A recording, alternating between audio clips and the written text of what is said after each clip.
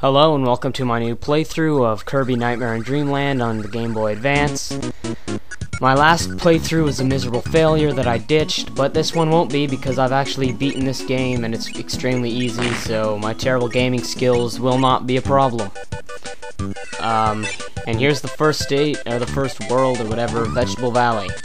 I haven't played a Kirby game in like 2 years, so if I'm a bit bad at the beginning, like that, it's not really a big deal.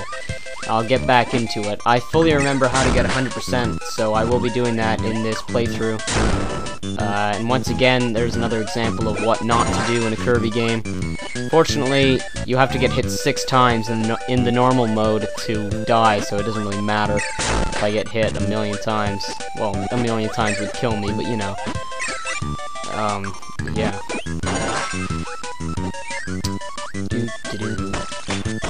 This game is a Game Boy Advance remake of Kirby's Adventure, I think. I know I played the original, but I don't remember what it's called.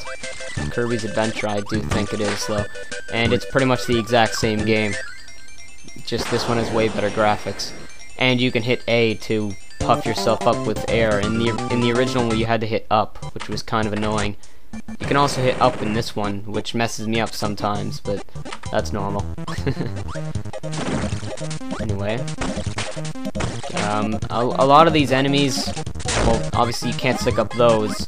This one gives you cutter, which is like a boomerang, but a lot of the enemies don't give you any kind of power at all if you swallow them. Like those broom guys that you see there, and these pink Goombas, they don't give you any kind of power if you swallow them, so usually if you see me swallowing them, it's just out of habit, or just because I like swallowing things. And don't take that out of context. This guy gives you crash once I swallow it. Which does this. Not very useful in this level, but, you know, it's useful sometimes. And that guy's ability is borderline useless, so I'm not even going to swallow it. And this guy doesn't have an ability.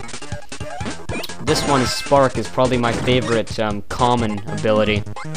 By which I mean like an ability that you see all the time in a lot of levels. I think Spark's probably my favorite. My absolute favorite, like, for the ones that are really rare, I'm really fond of, I think it's called Freeze, or it's just like Spark, but it turns people into ice cubes, and so you can kick them around. That one's pretty awesome.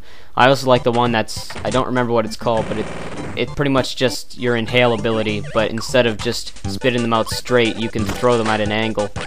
It's some kind of martial arts Kirby thing. It's really awesome, though. Those are my favorite abilities.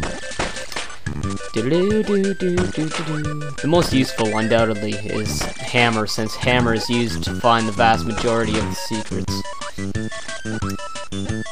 But we'll get to that later, because there aren't any secrets in the first 2 worlds. They don't start until the 3rd world.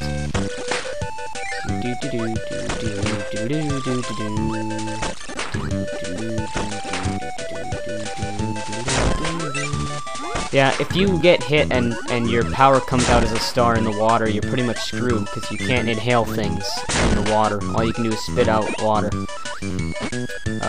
Yeah. This is a really fun game. I have it on my Game Boy. Obviously, right now I'm playing it on an emulator, because I don't have any means of capturing video from my Game Boy. But this is a really fun game. I used to beat this game like every day, just for fun. Even getting 100%, it's not a very hard game at all. And that there was UFO Kirby, which you'll see again soon when I get it. Haha.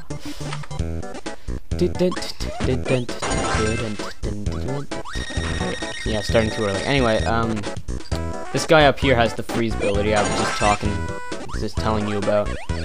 And then I got my ass handed to me. Well, not really, but you know.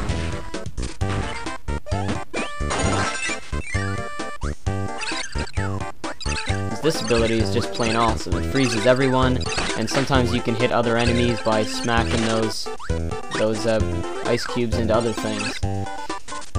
which I don't do too often. I just like kicking them around. I think it's cool. And that there is like spiky or spiny or something, and that one's also really awesome. It's pretty much just this ability, but with a larger range, and like Spark, all it does is kill things. It doesn't make any bricks or anything.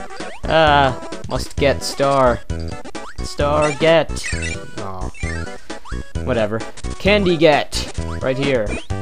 I still remember this game quite well, despite not playing it for like a year and a half or something. But judging by the way I'm going, I'm gonna need this one up, so I better get that. Also sword, which is obviously referenced in Super Smash Brothers. You know, like with Link's costume. I'm not sure if the sword is based on Link's costume or the other way around. I'm guessing it is, since the first Kirby game came out after Zelda, but I don't know. Anyway, here's the boss, and as every Kirby game, it has this extremely easy boss. I don't know if it's in every Kirby game, but it's in Kirby 64, and it's in this game, and it's in the game that this game is based on, so... And as usual, it's extremely easy, because you can basically just keep attacking it. If you don't have a power, it drops apples that you spit at it. That's what pretty much all of the bosses do. They drop something. Anyway, there's the first world. I'll be back in a second in part 2.